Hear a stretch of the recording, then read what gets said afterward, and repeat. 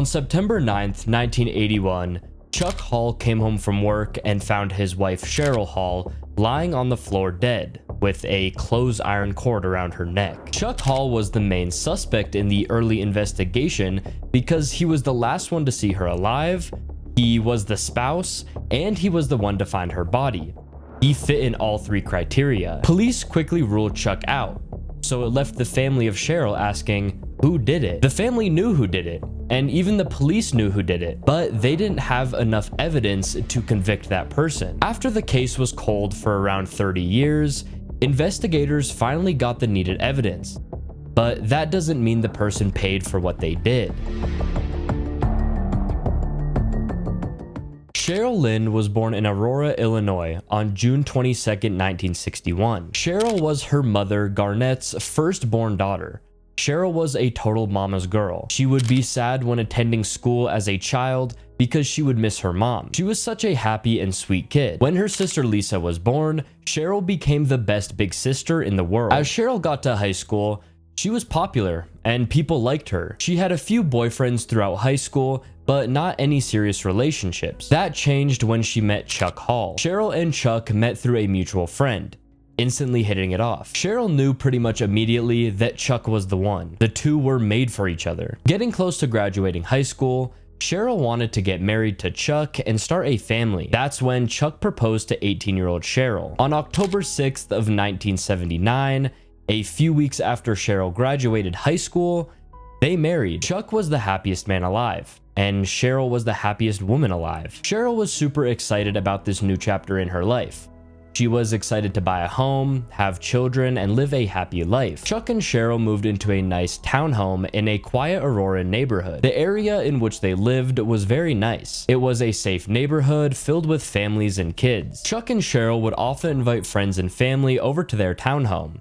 The two loved their home and were excited to start a family together. Wednesdays were Cheryl's off day. Cheryl would spend her Wednesdays away from work and doing chores around the house. She would clean the house, do laundry, meal prep for the rest of the week, and run errands. Chuck worked at a cable company, and on Wednesdays, he would take a long lunch break, go home, and have lunch with his wife. Wednesday, September 9th, 1981, started as a typical Wednesday for Cheryl and Chuck. Chuck left in the morning and headed to work, and Cheryl began doing chores around the house. Chuck, per usual, took his long lunch break and went home to have lunch with Cheryl. After a few hours of being home, Chuck returned to work, and Cheryl returned to doing chores around the house. A few hours later, Chuck got off work and went home. He unlocked the front door to their townhouse and instantly noticed something unusual. There was a piece of clothing lying by the front door. Chuck thought it was odd considering the house was usually very clean when he got home because Cheryl would be cleaning it throughout the day. Chuck called out to Cheryl, but he received no response. As he continued his way around the house, he noticed that the laundry basket was knocked over, with clothes lying everywhere. Chuck could sense something was wrong. He once again called out to Cheryl, but yet again received no response. Chuck walked up the stairs towards their bedroom, and that's when he found Cheryl. She was unconscious, with an ironing cord wrapped around her neck, and the other end wrapped around the doorknob. Chuck ran over to Cheryl and attempted to do CPR, but she didn't have a heartbeat. Chuck ran to his neighbor's home while calling the police. His neighbor was a nurse, so he thought maybe she could correctly do CPR and resuscitate his wife. But there was no luck. Cheryl was dead. When the police arrived on the scene, they found Cheryl lying there, dead. She still had the cord around her neck, and the other end was still wrapped around the doorknob. The investigators knew right away that this was a brutal murder. This was not a robbery.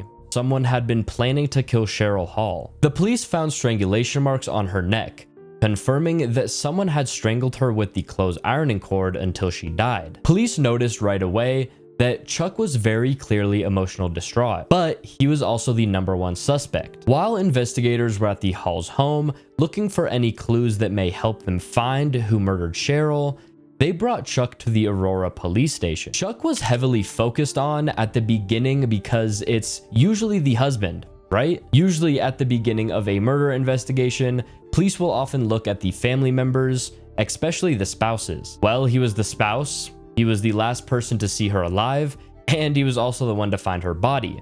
So in everybody's mind, he was the murderer. Chuck went through hours and hours of interviewing and questioning, and he started to get angry at the detectives because he loved Cheryl so much that he was baffled that they would look at him as the suspect. Chuck gave investigators his alibi, telling them that he was at work all day, came home, had lunch with Cheryl, and returned to work before 3 p.m. Now, police were able to confirm his alibi, but he was still the last one to see her alive. Or was he? Police interviewed everybody. Family members, neighbors, etc. They were quick to put together a timeline of events. Chuck arrived back at work sometime before 3 p.m. At 3 p.m., Cheryl spoke to her sister Lisa on the phone. A few minutes later, at 3:15 p.m., neighbors heard a door slam and thuds in the Hall's home. Then, at 6 p.m., Chuck returned home and found Cheryl. Police then ruled Chuck out. Chuck, at the time, was the last one to see her alive, but it was confirmed that he couldn't have possibly done it because he was at work while she was still alive. Around this time, detectives also scoured the crime scene. They looked all over the Halls' home for fingerprints or any DNA. They found fingerprints on the door handles and Cheryl's items, but the fingerprints were either smudged or had overlays on them. Cheryl appeared to have abrasions on her hands, knees, and torso, and it's confirmed that there was a struggle before Cheryl died. There was blood under the nails of Cheryl. She did all she could to fight off the attacker. The police determined this was a random and brutal act of violence. Police believed that something like this could happen again, and in the early stages of the investigation, they thought they had a serial killer on their hands. As a part of their initial investigation, they looked at a string of burglaries in the same neighborhood that Chuck and Cheryl lived in. Several houses in their neighborhood had been getting robbed. The burglars would break open doors or windows, get inside people's homes, and then steal anything they deemed valuable. Detectives potentially thought that the burglaries and Cheryl's death could be connected. Detectives went to the Halls' home and searched for signs of a robbery. The Halls had installed a deadbolt on their front door, and when police looked at the door for any signs of damage to the door, they found the deadbolt was intact. This was not a burglary. This was personal. This was someone that Cheryl knew. Someone that she let into the residence. But who could that person be? After countless interviews, detectives found out about a recent visitor. This visitor was Larry Galloway. Larry and Cheryl went to high school together, and Larry also worked at the same cable company as Chuck. Occasionally, Chuck and Cheryl would socialize with Larry and his wife. They were casual friends and would grab a drink or dinner occasionally, but Cheryl always found Larry odd. 2 weeks before Cheryl's murder, Larry showed up at the Halls' home to talk to Cheryl while Chuck was at work. Larry only stayed about 20 minutes, but Cheryl told a friend about the visit from Larry and said she got bad vibes from it. 12 days after the murder, detectives asked Larry Galloway to come down to the police station so they could ask him a few questions. Immediately upon arriving at the police station, Larry told them he was not involved. He told detectives that he was at his parents' house cutting grass and wasn't even close to the Halls' home at the time of the murder. When Larry was asked about his visit 2 weeks before her murder, he claimed he wanted to talk to Chuck about union business. But when he found out Chuck wasn't home, he left. Larry had recently got fired from his job, and Chuck was able to save his job through the union. But Larry got fired again, and Chuck couldn't save it. Detectives couldn't collect enough evidence to bring charges against Larry, so cops had to move on. Since there were no leads on Larry, the public viewed Chuck as the #1 suspect. This severely impacted Chuck.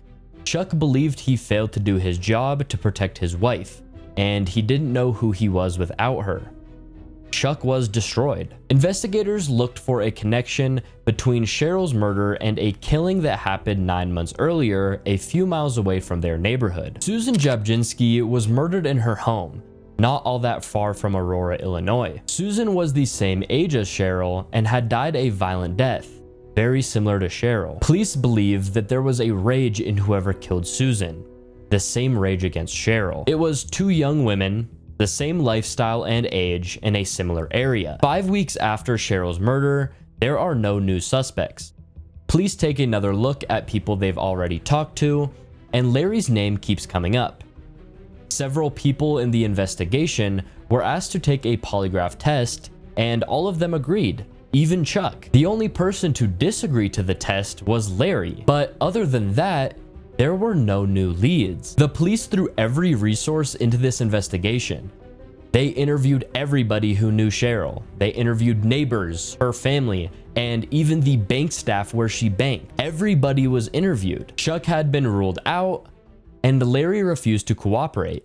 The police hit a wall. 1 year after Cheryl's murder, leads start to dry up.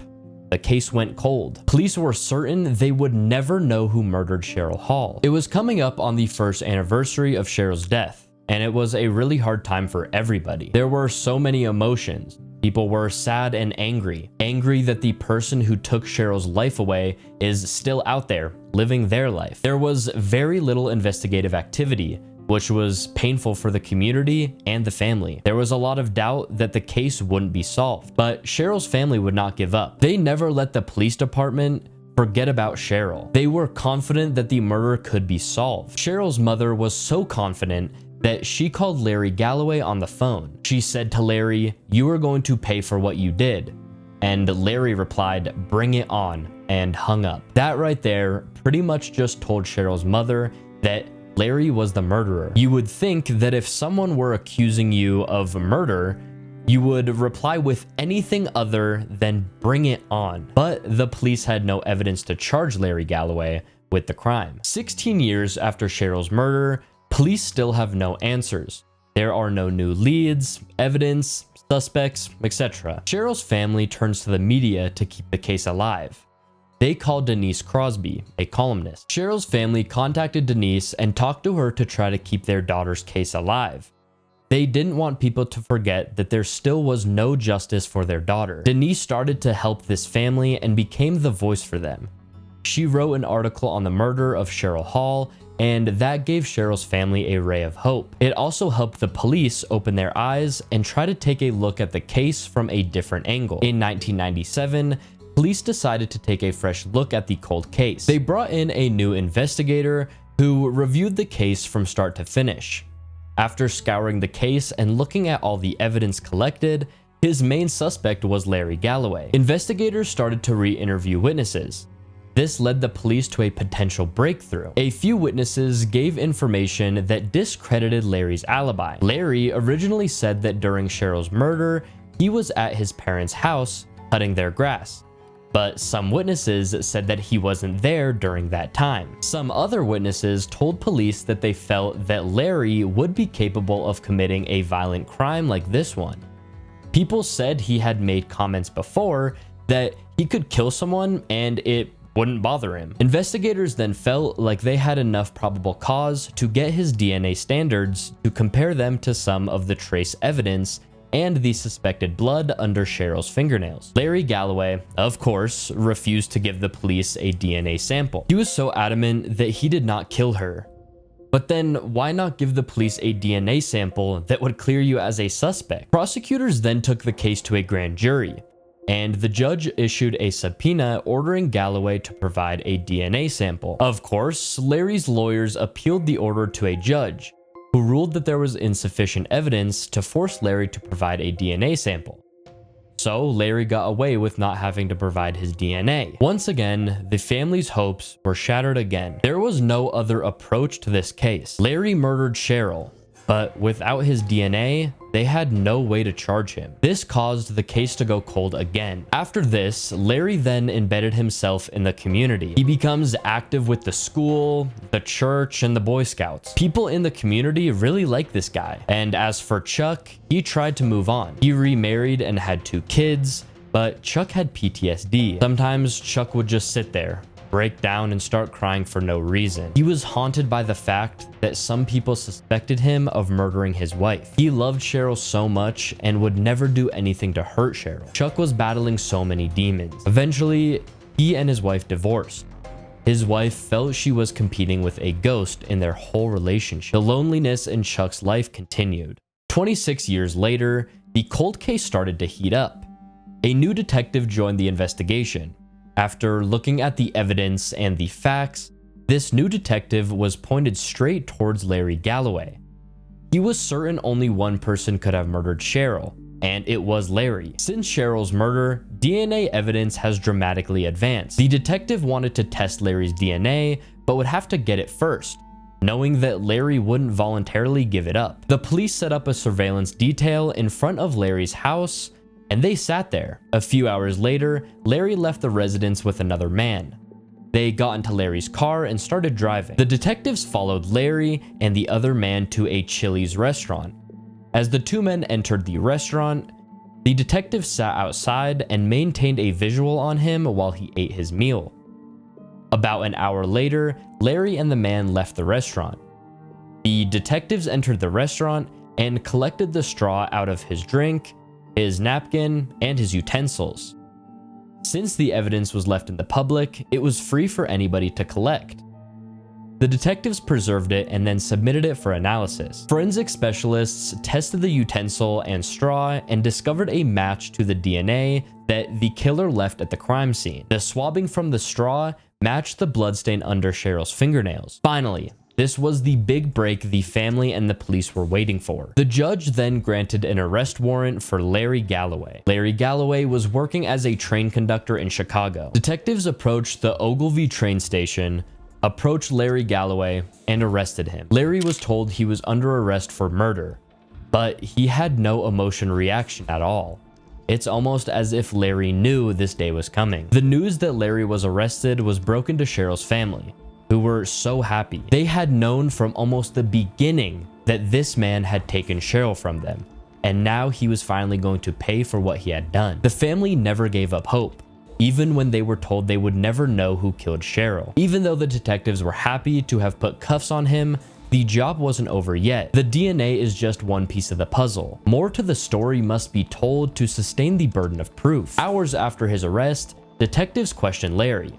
He showed no remorse while being questioned. The detectives knew without a doubt they had the right guy. His arrest shocked the community. Everybody thought he was a good person, but he had everybody fooled. Prosecutors prepared for trial and then realized their case was far from airtight. They encountered many obstacles. The volume of DNA that was recovered from the crime scene was so little, and the investigator and the evidence technician who collected the fingernail clippings passed away as they approached the trial date. This was one of their most important witnesses. The prosecutors decided to cut a deal with Larry. They knew they had a big chance of losing if this case were to go to trial. Although they knew 100% that Larry Galloway was indeed guilty of murdering Cheryl Hall, they simply did not have enough evidence to prove beyond a reasonable doubt that Larry was guilty. They knew their only way to get him behind bars was for a plea agreement. As part of Larry's plea agreement, he had to admit that he murdered Cheryl Hall, but he didn't have to say why he killed the young woman. Larry pled guilty to voluntary manslaughter and was sentenced to 10 years in prison, but he only had to serve half of his sentence. 34 years after Cheryl's murder, Larry Galloway was let out of prison. He was released a year and a half early under a program that eases prison overcrowding and good behavior behind bars. Larry Galloway served less than 5 years in prison for murdering Cheryl Hall. There was no justice for Cheryl Hall, Chuck Hall, or her family. Just a few months after Larry was let out of prison, Chuck Hall passed away due to cancer. He passed away knowing that the world knew he wasn't a murderer, and that right there brought him peace. He would finally be able to reunite with his wife after not being with her for 34 years. To this day, nobody knows why Larry Galloway murdered Cheryl Hall. One theory is that since Chuck was a union steward, Larry may have blamed Chuck for losing his job and not getting his job back, so he had to do something to punish Chuck. But we will never know why Larry murdered Cheryl. This is the story of Cheryl Hall and the family who knew the murderer but couldn't prove it. If you enjoyed it, I would appreciate it if you guys could drop a like on the video and let me know your thoughts about this story. Also, if you are a fan of true crime, ghost stories, unexplained mysteries, and more, please subscribe with post notifications on. I post every week, so having those post notifications ensures you never miss an upload. Thank you so much for watching, and I hope you all have a great rest of your day.